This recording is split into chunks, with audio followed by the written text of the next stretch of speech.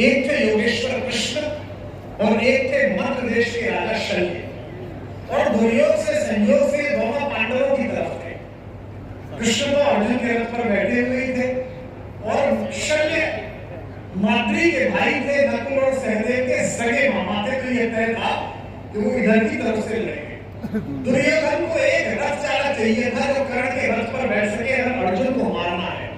दुर्योधन ने योजना पूर्वक मध्य देश से हस्तिनापुर आने वाले, कुरुक्षेत्र आने वाले मार्ग पर कुरु सैनिक खड़े किए और कहा जहां शल्य दिखे वहीं दंडवत प्रणाम करना और कहना महाराज आइए।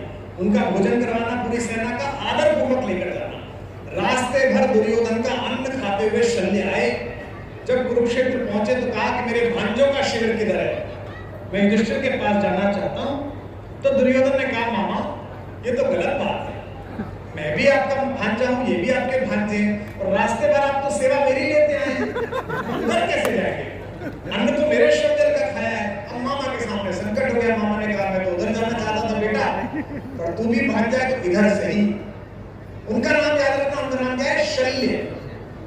शल्य क्रिया, काट चीर करने वाला, शूल निकालने वाला। शल्य के कहता है शूल, अंदर छुपा हुआ कांटा, वो कांटा है रथ चालक के रूप में।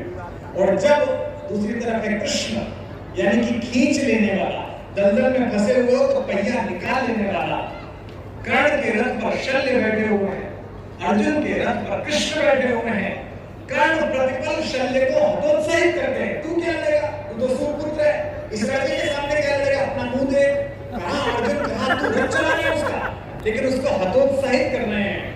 एक कृष्ण है जो हतोत्साहित लड़के को खड़ा करके 700 श्लोक सुनाकर कह रहे हैं क्या डरता है, अथवा प्राप्तसी स्वर्गम जित्वा वा मोक्षसे महीम तस्मात् उत्तिष्ठ कौन्तेय युद्धाय कृतनिश्चय।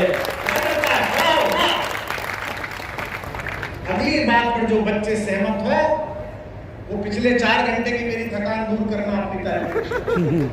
अगली बात सुनो, जीवन के रथ पर बैठाते समय ध्यान रखो, अगर ऐसा कोई शल्य बैठा है जो तुम्हें प्रतिपल हतोत्साहित करता है, तुझसे कैसे हो जाएगा, तुम कैसे कर लोगे, इस गांव में कैसे बना लोगे, पैसा कहां से लाओगे, चलाओगे कहां से, वो कितना भी बड़ा राजा हो उसे अभी रथ से उतारो। और कोई कितना भी बड़ा ग्वाला हो, अगर आपका मित्र कहता है कोई बात नहीं बेटा तू कर सकता है, तो उस कृष्ण को अपने रथ पर बिठा लो।